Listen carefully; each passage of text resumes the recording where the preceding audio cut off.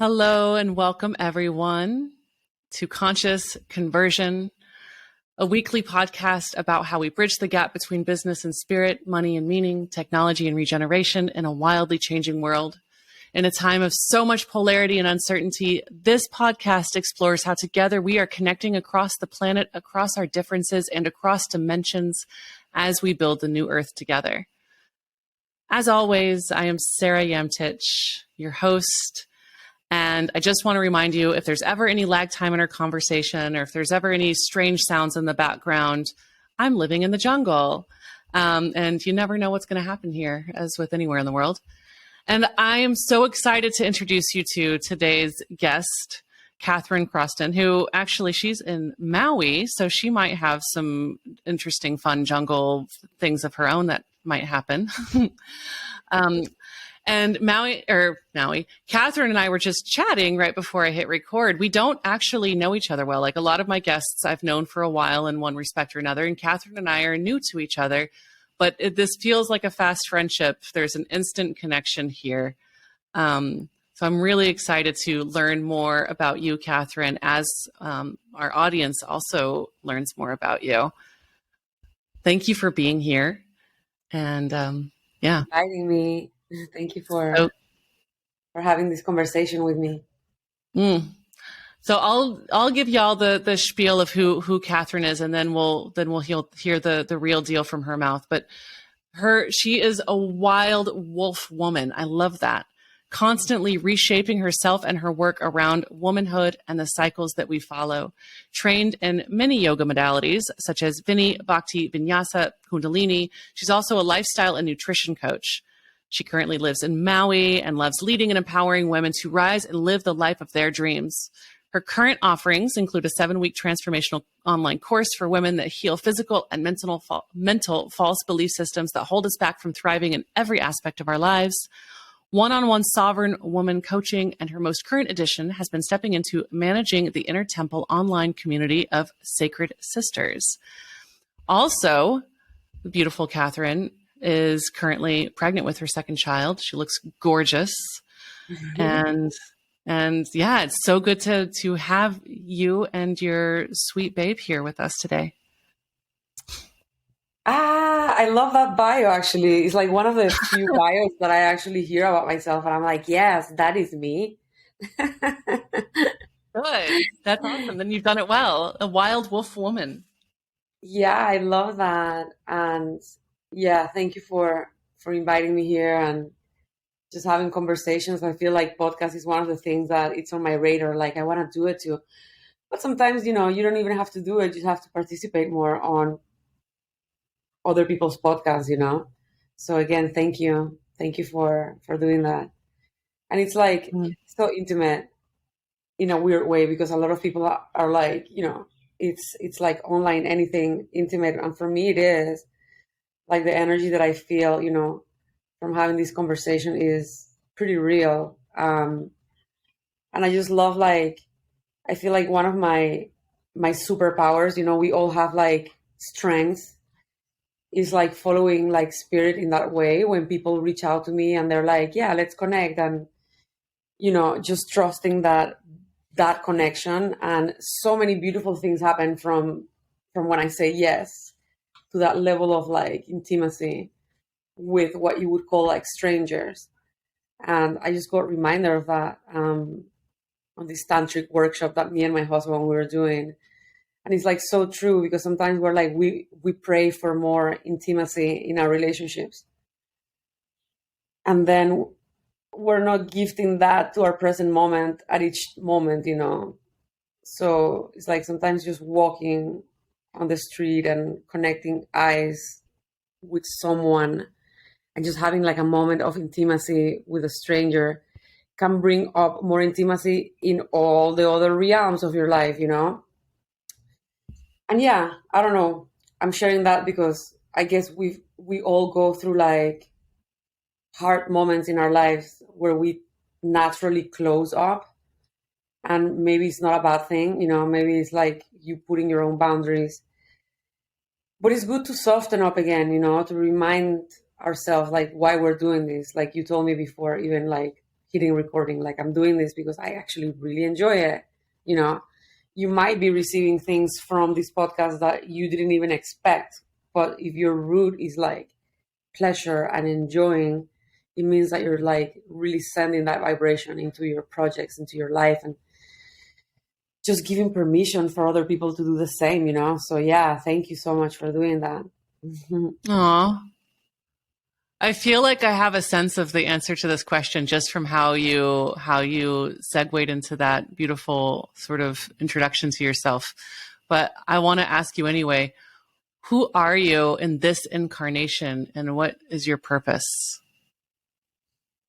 Wow, that is such a deep question. I don't, yeah, that's very deep. I feel like I'm always trying to figure that out. I was having this like really crazy dream last night that I was like visiting jails, and I'm still like wondering what that even means, you know. But I do know that the dream realm is kind of like an interpretation of like your unconscious. So I don't know. I feel like I'm here to like really strip myself from like jails that I've built in the past lives and generations. Like every time I sit, and we were talking about like plant medicine, it's like I see the connection with my lineage. I just did a family constellation session in Kauai, and it's like I got to understand more, and it's so interesting, like how when you're growing up, at least I was like, oh yeah, I don't want to. You want to like get away from your family to understand yourself, and then eventually you're like, okay, I need to get closer to understand myself. And for me, it's like understanding my grandmothers, and as much as I can, it helps me understand myself. Um, I feel like I have this deep connection with the female, and like a yearning to liberate us, you know, me. I'm birthing my second daughter. So, you know, it was like so emotional to know like I'm going to have two girls. And it just all made sense, you know. I have like a deep, deep love for the feminine. And it's not only love, like it challenges me too. Therefore, you know, there's so much medicine there, you know. But I feel like I'm here to, yeah, like to liberate. And it's so interesting that I was having that dream last night. It's like visiting jails and visiting different people, which probably like are like archetypes of myself. Of like, what am I stripping myself of? Like, I feel like it's also in the collective. Like people are feeling like authenticity, you know, like who am I? Yeah, I'm here to understand all of it. I feel like it's hard to define, you know, like myself. I mean, you read on my bio, like I feel like I change personalities every once in a while. I know that my identity remains the same, but I feel like this strong thing around like liberation, like I'm here to like release myself and other women in my lineage from this heaviness. Like I feel like this heaviness in my past, you know, which is so beautiful and fills me with compassion and sometimes fills me with grief. It fills me with all the colors, you know, and all the feelings. So yeah, I don't even know how to answer that, but I hope that I gave you a little feedback. You did. What I got from that really, if I were to encapsulate it, you know, in just a couple of words, would be to liberate the feminine, or to liberate maybe the divine feminine, or yeah. And I'm curious, sort of what does liberated feminine feel like? What does that look like? I know, because that's the thing, right? It doesn't look like anything. It looks like however you want to look in the moment. Because in one moment you're like you were even mentioning before, is like I can be praying and like in an altar completely crying to Mother Mary, and then the next moment I can be like wild and smoking a joint and twerking in the dance floor, and everything is welcome, you know. Like it's all part of it. Like there's no aspect of it that does not belong. So it's very interesting, you know, like the best way to describe it is like nature, right? Like the ocean, she's like so soft sometimes. You can totally like relax, and sometimes she smacks you in the face, and she's not apologetic about it, you know? You kind of like, whoa, I respect you, I see you. So I find myself, so far, I'm about to be 40, and it's the most liberated I've been. I can only hope that as I age, this keeps getting better, you know? It doesn't mean that I don't have fears, because it's true. Now that I have children, my fears of death have like, are so acute, you know? It's like, whoa, if something happens to me. But that, or can enslave me going back to that jail, or it can liberate me by me acknowledging it and opening into it. I feel like every time I run away from anything, again puts me in the jail mode.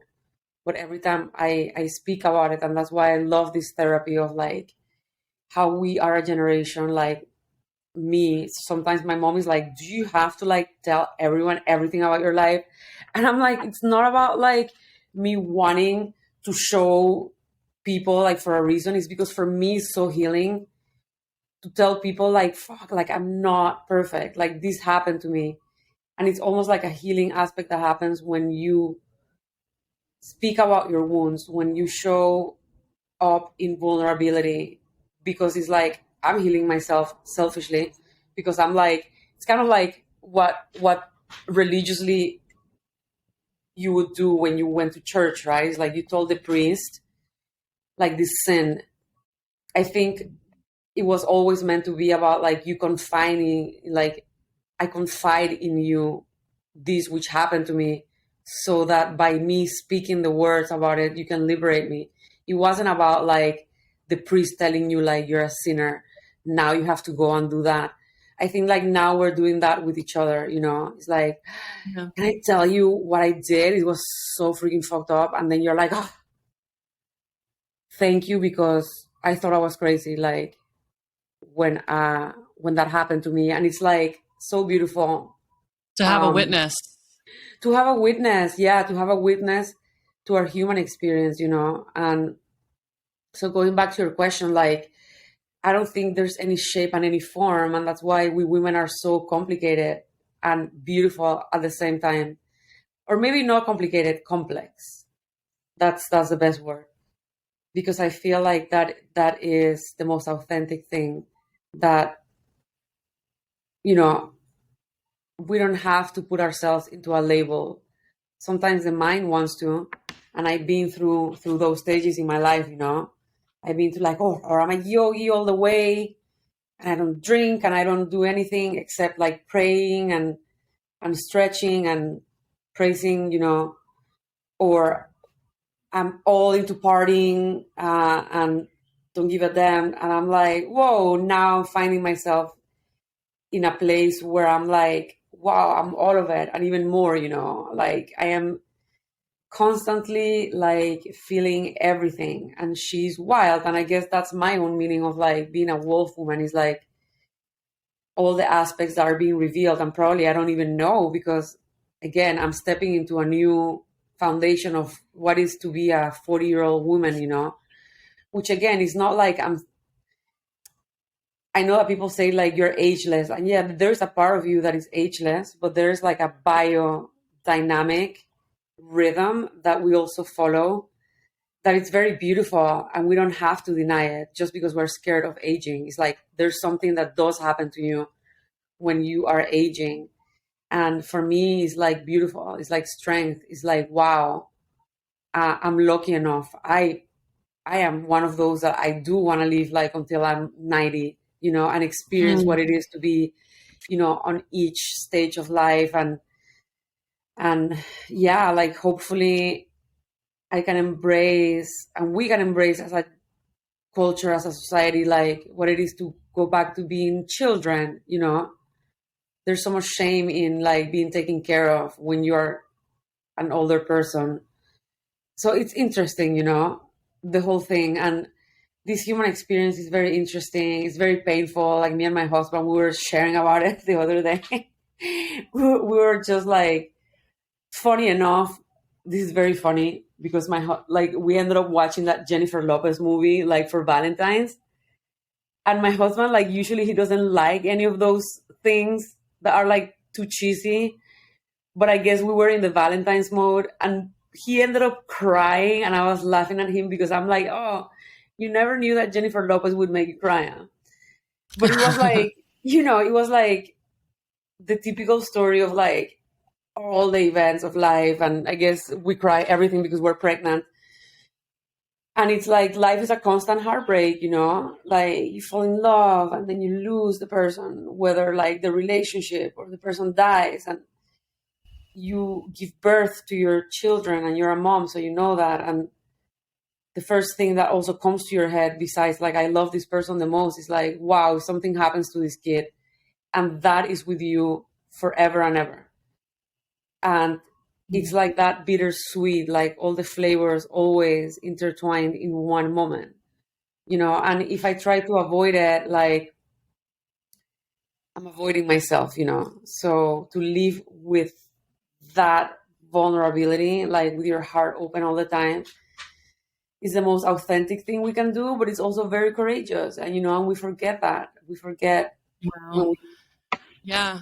I mean, I feel like right now on the planet as a collective, we're sort of in this, in some ways, depending on the perspective you take, we're in a dark night of the soul. We're in that pre-birth sort of, oh God, everything's really hard right now. It's really tough as a collective. And it sounds to me like a lot of what you do is quite beautifully personal. And I've often said things like, I'm doing this on behalf of the collective. And I feel that from you too. It's like, I am working with my own ancestral lineage to heal whatever is happening with the feminine in my ancestral lineage on behalf of the collective. I am working through the complexity of womanhood on behalf of the collective. And I'm wondering, sort of like, when we're talking about some of these really deep, tough times, like those dark nights of the soul that we have as individuals, how can we pull ourselves out of that, or do we pull ourselves out of that? Yeah, that's an interesting thing, because what I come to know in my own experience is that also trying to get away from anything, like I want to get rid of like anything, it's also an illusion, right? So it just creates like another cycle of like what we call like the spiritual ego. Like, yeah, like the best thing I read about it is like the pursuit of anything is like the biggest like illusion and attachment. When we say like I'm in the pursuit of freedom, in the pursuit of happiness, what this book, what that is like about human design is like, it's saying is that it's a false belief, because you are already happiness, you are already freedom, you are already perfect. But putting the pursuit is just like an addiction that we have as human beings, because we're also addicted to fixing each other, right? It's like, I'm going to fix you, instead of like, may I be with what is, So I'm just careful of getting rid of anything, because for me, it's like by welcoming anything, that's how we can only liberate things authentically, So any of the way that I work with women and myself, it's like, let me be with what is arising in me in the moment, Let me have enough curiosity to know what this is about. If there's perfection in my body and my body wants me to experience this in this moment, can I be with it? And it's like, again, it's easy to say it, obviously, in the moment. It's like a whole relearning experience, because I believe you. Like I follow you when you say we are in a dark night of the soul, and there's many ways to see that, right? Like everything in life, we can see it like this is the biggest blessing, that we can have. the biggest opportunity in this problem that we're having at the moment. But it is intense, nevertheless, because I feel Well, like, I was going to say, just since you're pregnant and you're about to give birth, and you have given birth before, and you know what that feels like, and you know that moment before your beautiful daughter, comes down the birth canal, is one of the hardest moments in life. It can be.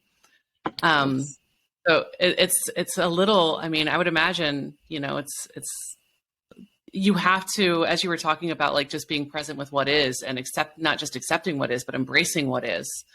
That's very much what one has to do when one is in that those last moments of giving birth. You can't resist that. yes, absolutely. And I think that going back to plant medicine, I feel like this is why it makes so much sense that people are like looking for that type of medicine, because it almost feels like a reenacting of this present moment. It's like we know we're going into a very intense situation where we're going to face a lot of demons, but you go consciously knowing that this is going to heal you, that this is going to, like that same medicine that is going to hit you so hard is going to liberate you. So it makes sense, right? That a lot of people are like, yes, finding resonance in plant medicine with their life, and they're finding like healing and liberation through these methods, not like life is not giving us already the medicine, but just how healing it is to go through the method of like, I'm going to take the medicine. I know I'm going to go through it. I shall not run away from it, because what happens in plant medicine when you try to run away from the pain is like it gets intensified, but if you surrender and you're like, I'm going to give myself into it, you ease the pain and you fasten you accelerate like the vision, like you get out of that illusion of pain, faster by accepting it. So it's so beautiful and interesting, this human experience, because we learn like that. We learn by putting new memories in our body, and then it's just like riding a bike, right? At the beginning you're like left, right, front, back, and little do you know that when you're learning and everything is so intense and you're like, this is so annoying, that one day you're going to be riding that bike not even thinking about it. So I think that's what we're doing at all levels, and also what happens when we sit with the plants. It's like, okay, if I learn to not run away from my shit as I'm sitting here, and when I run away, it's like a whiplash.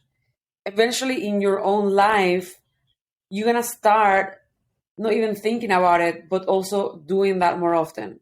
It's like when challenge comes, you're going to have a moment where you're like, oh, should I run away? No, wait. I remember what happens if I run away from it. It's worst. And it's radical, because it's probably like the opposite that our parents were doing.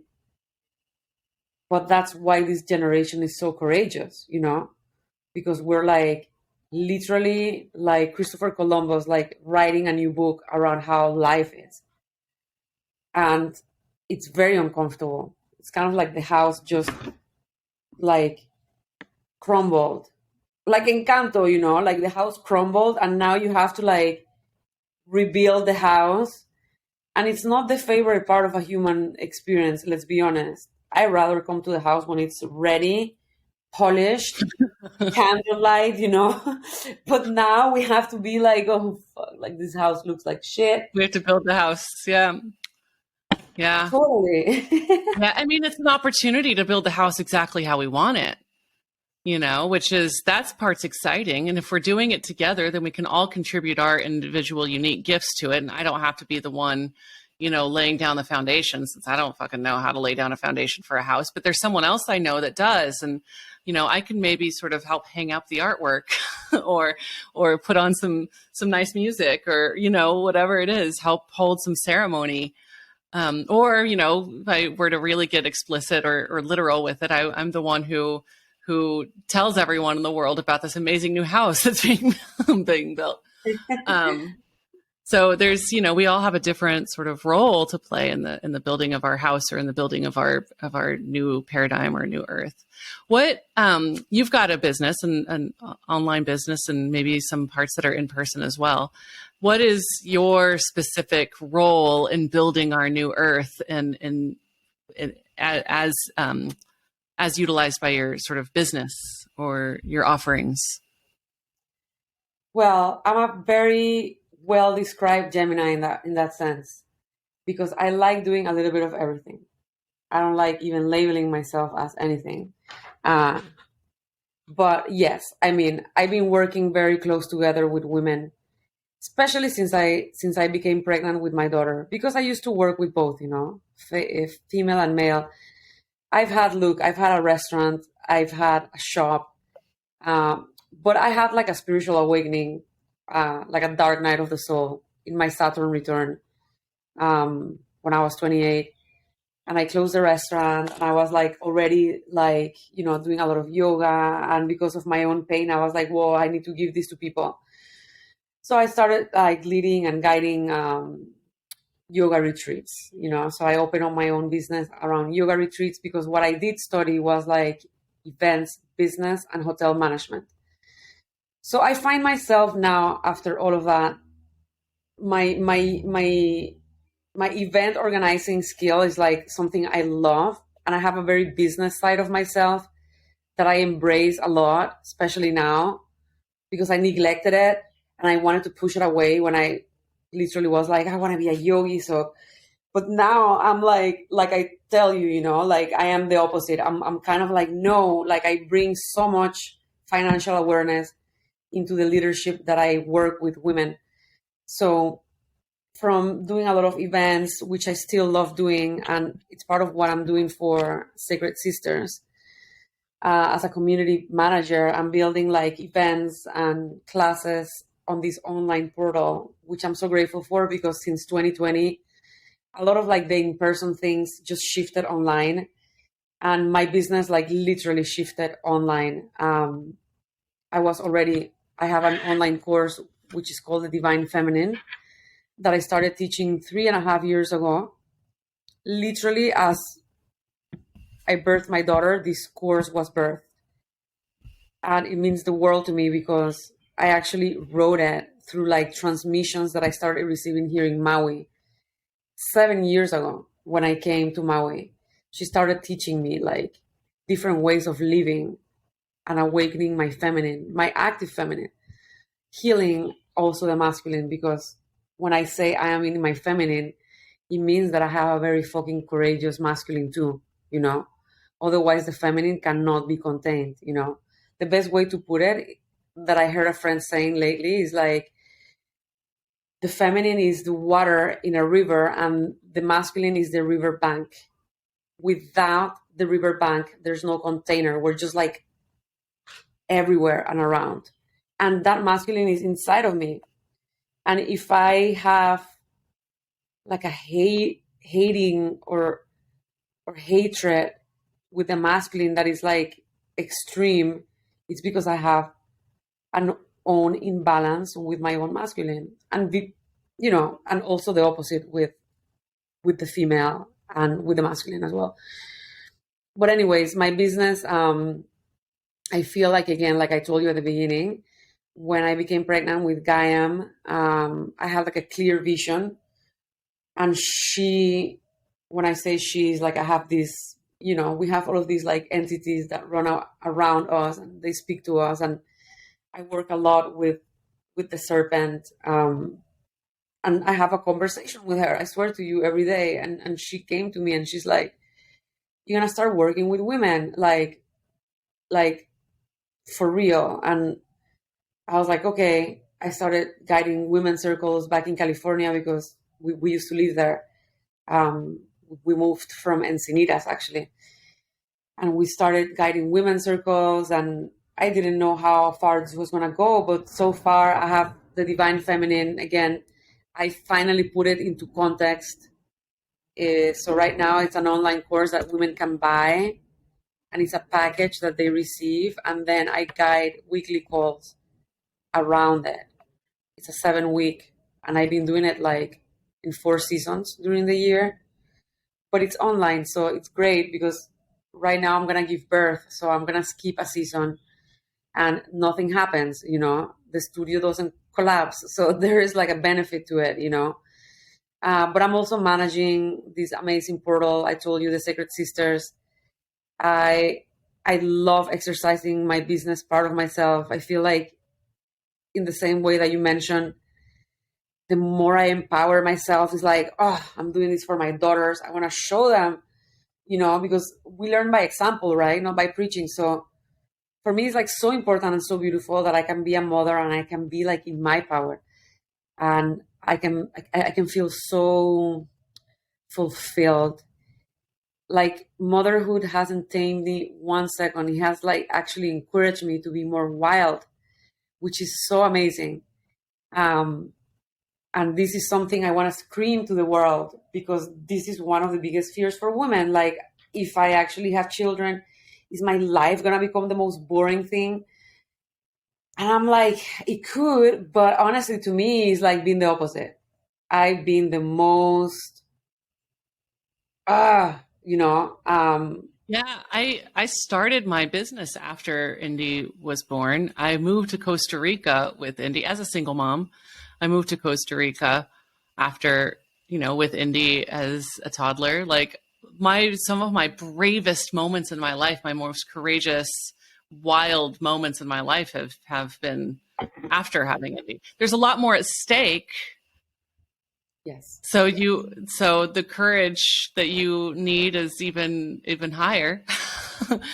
But the rewards are so great, because now I'm raising my kid is seeing a whole different kind of life, as yours are, or yours is, and your new one will be, which is super cool. I have a question for you. So you've got a really good following on Instagram. And you speak very vulnerably. I saw one of your recent videos on one of your posts was you screaming in your car into a pillow to show your client how to really embody their emotions. And I love that. I love that you're showing up so vulnerably as an example to your audience. How did you grow that audience? Like, how did you get to where you are in the digital marketing world?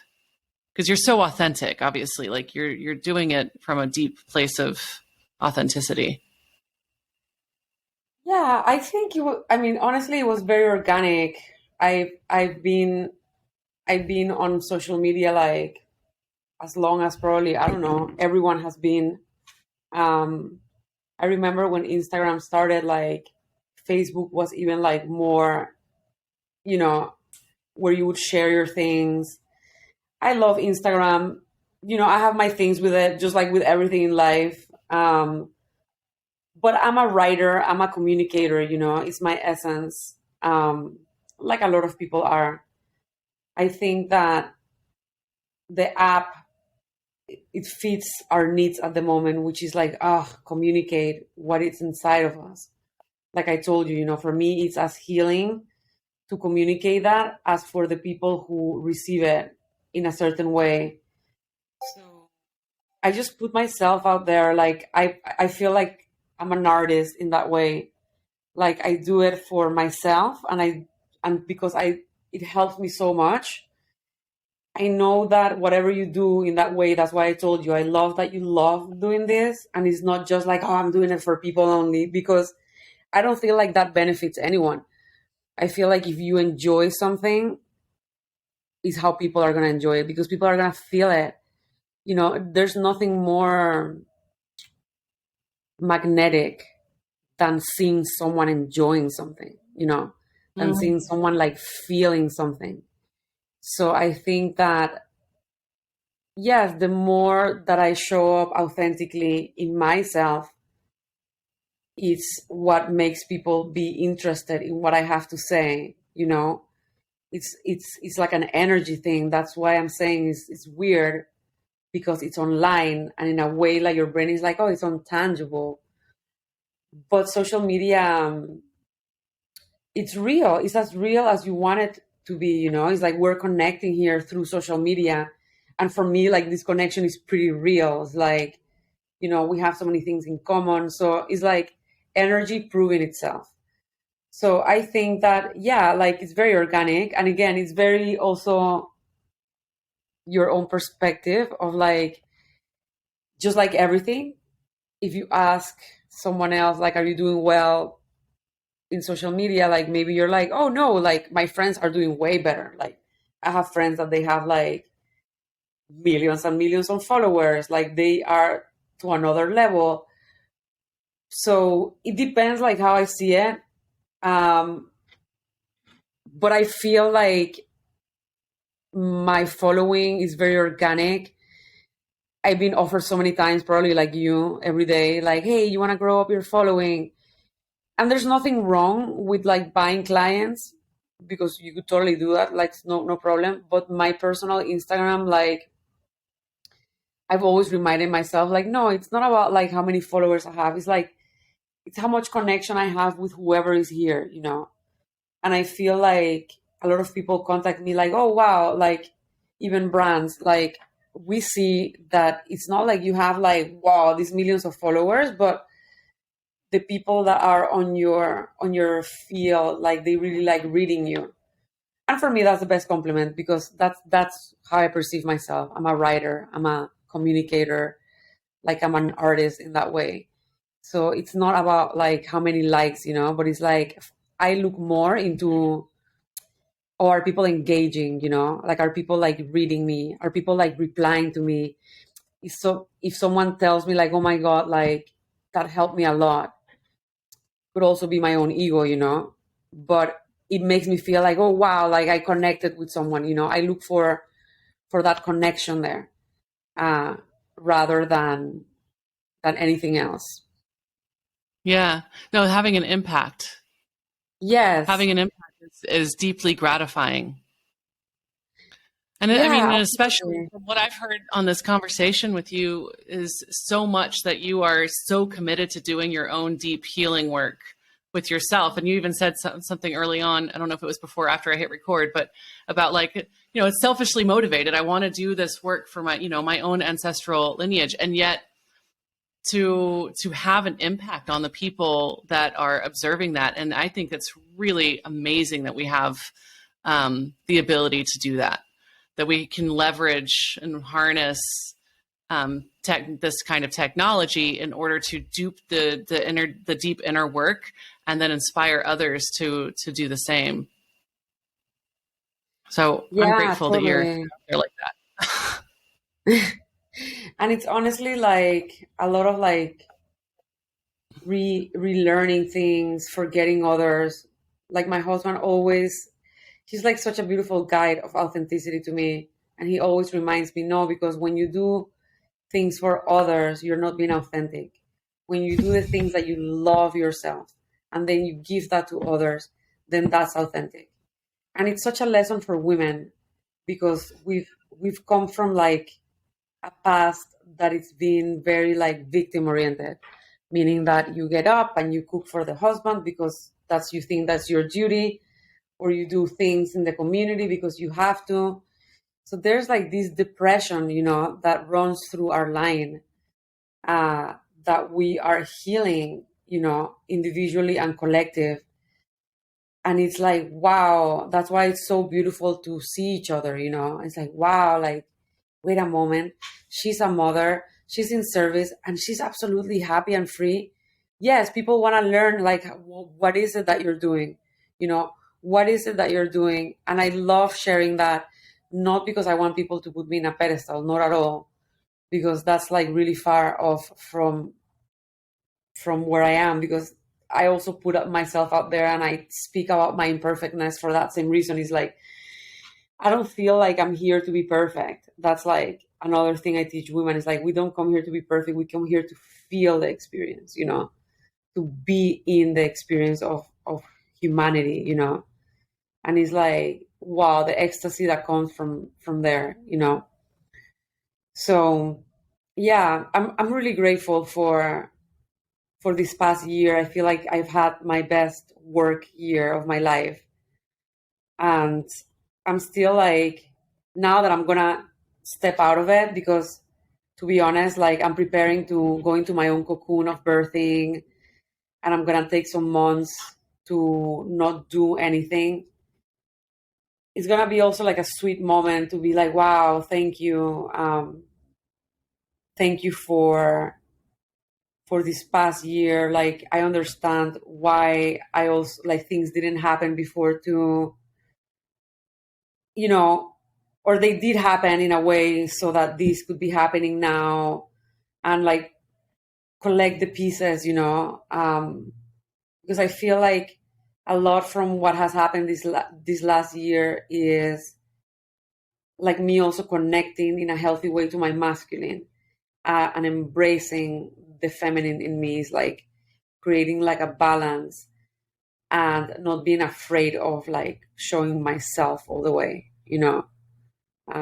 I always tell women that are mothers, is like, look, if for you empowerment means staying at home and not working, staying with your children, do it, because that's how you're going to empower your children. If for you empowerment means, no, I'm going to be a businesswoman and a mother, and I'm going to work and show that also to my kids, then do it, because that is going to empower people. And the same thing with the vaccine. If you feel like you want to put a vaccine in your body and that's going to make you feel better, then do it. And if you don't do it. But we struggle like trying to people please people, and we deny like an intuition that it's coming from source. And that's the place where I am like, no, do you, and not don't you don't have to apologize to people or to think that you're gonna be less spiritual because you want to put a vaccine. What is that? I think that we're all working with that aspect of ourselves, which is very third dimensional, and honestly is like very precarious. It's like, if you're right, that means that I'm wrong. If I'm wrong, that means that you're right. When in reality, I feel like the beauty of this pandemic is that it's teaching us that there's so many realities that can coexist with one reality, that if someone within my proximity has had like death in their life because someone died because of the pandemic, and another person is like the polar opposite, like they never felt healthier and more empowered, it doesn't mean that one is wrong and the other one is right. It means that they're both right. And it's like, wow, I can be walking around not making people wrong because I want to be right. Like, it means that we're all included. And it's so beautiful and so compassionate. Yeah, I was just on my last conversation for the podcast. We were talking about how in the new paradigm, in the new world that we're creating, it's not a zero-sum game, and it's not I have to, if I take from over there, I'm putting it over here. It's very much what he called a positive sum game, or I creating infinite abundance, creating infinity from what we have, and if we are all different perspectives of source and different translation of source, then the more the better. The more perspectives, the better.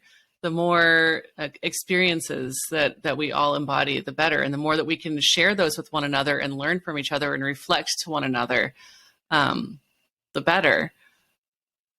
And it's wild because it's happening at all levels, thanks to my husband that just brought me like because look, that is already like, that is already different, right? Like,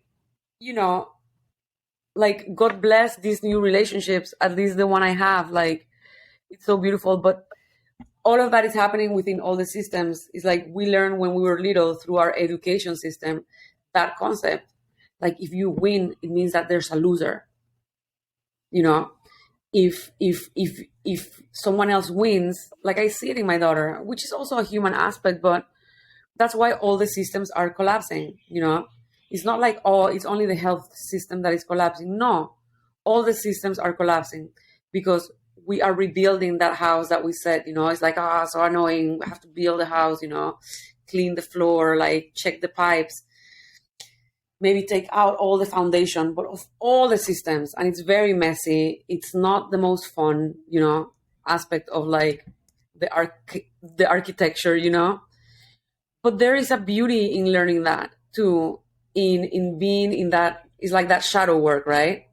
It's like in being in that murkiness, in being in that, okay, I need to put my gloves, and like there's a beauty in cleaning your own house in a way that you get to know the house in a different way than if you never did, and we are all doing that. We're all cleaning our own house. We're all learning what it is even to have a house. So there's like so many lessons, since 2020. Like I bet you feel that, right? It's like one after the other, one after the other. And I feel like finally this year, because this is just like the new paradigm, right? Like we're not speaking so much of like, oh, when are things are gonna go back to normal? We're more like, okay, this is the new reality. And while in 2021 we were still like, oh my God, I really want to get out of here. Now it's like, again, going back to the plant medicine, it's like, okay, I don't need to run away from this. May I learn to be in this reality, and maybe we start seeing the beauty, thanks to this, we can be having this conversation, thanks to this, like you're probably going to have also so many opportunities to speak about like your wounds. And finally, we needed this. We wanted this. These are ancient prayers, of our ancestors. May there be healing, and it comes in packages that sometimes we don't want to, but they are a blessing, in disguise. And we're doing it. We have everything that it's needed to be here, and start little by little. Like we're like, yeah, just living a very interesting experience that I try to not forget, how special it is, even though sometimes, I also go through it. It doesn't mean that I don't go through it. I go through it as much. And as you know, like you said at the beginning of our conversation, when you are committed to being in awareness, you go probably way more through it because you are in awareness. You're like, wow, like I cannot blame anymore anyone about my shit. Like I gotta take responsibility, So it's like, yes, you are in it. Yeah. Wow. Thank you so much for all of that wisdom. I want the listeners to find you on Instagram because I think that you've got a gorgeous presence there and so much more to share from there. And also, I'm sure that that's where when you are working again, or if you've got offerings, I'm sure that that's a good place to learn about them. So it's loveliberates.you, right? Yes, love liberates you. And my website is the same, loveliberatesyou.com. Yeah, I do one-on-one empowerment guidance. I do it with both genders. And I guide the divine feminine, and also find if you're a woman and you're listening to this and you're like, wow, like I actually want to share vulnerability with other sisters, or you even find that there's a wound in there, that there's a mistrust, with the female.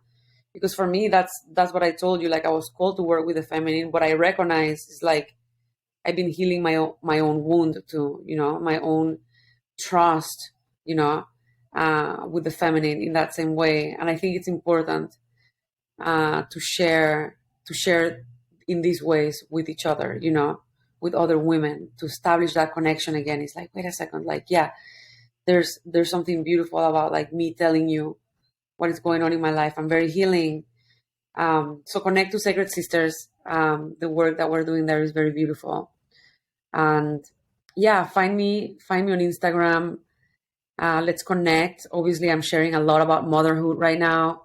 So there's this whole extensive amount of things that we can share. And I'm grateful for you for inviting me here again. Sarah, you're beautiful. I'm so happy you're in Costa Rica. I'm gonna go to Panama actually in July, so maybe you can hop over to Bocas del Toro, which is right there next Yeah, to. well, I'm hoping to come to Maui in June, so maybe we can meet before then. Oh yeah, that would be great. Thank you all so much for listening. It has been so pleasurable talking with you, Katherine, and I look forward to an ongoing relationship with you. Thank you all and have a gorgeous day.